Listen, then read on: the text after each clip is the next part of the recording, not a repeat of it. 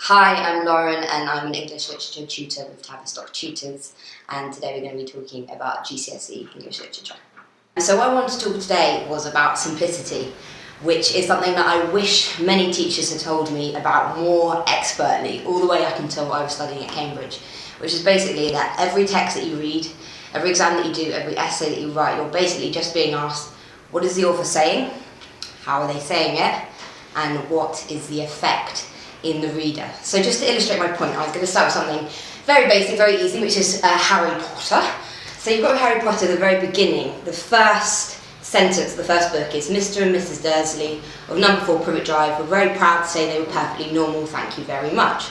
What's the author saying? His author's J.K. Rowling, who is a lady, is saying obviously that Mr. and Mrs. Dursley are quite sort of stuck up. And how does she tell us that? Well, for example, she has a sort of thank you very much coming from the author, but in the tone of the Dursleys. What's the effect? We immediately know, right, these people are someone that we can mildly mock.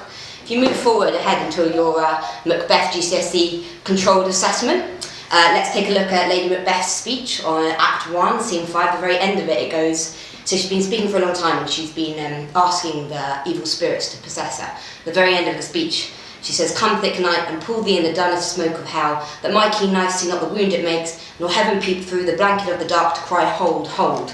Right, so obviously we can't really go into depth about what exactly all this means, but very quickly, it's very obvious for a start that it's quite a mouthful before the end of that sentence, right? We say about 4 lines, 5 lines, which, immediately you're already knowing that she's becoming overwhelmed, that we're reaching a climax, that whatever's going on has sort of urgency and tension, and we can find that immediately in the idea of hold, hold repeated at the very end. In conclusion, just to say that this isn't something that someone's invented, that this is actually something that's intrinsic to the idea that the way that we're reading from when we learn to read when we're 5 or 6, which for that I'm just going to show you a great little story called That Dog that you may remember from when you were about 5 or 6. If we go to the very end of that, you've got the antagonist of that dog, Mrs. Higgs, saying, oh no, exclamation mark, not another one. Again, what is the author trying to say? He's trying to say that Mrs. Higgs does not like the dog. How do we know it? Exclamation mark, exclamation mark. That dog, exclamation mark. We know immediately whose point of view we've been following the whole way through the story, and it's all been a bit of a laugh. So just to go back to the final point, obviously it's all about simplicity. Don't get complicated with your great ideas about alliteration or onomatopoeia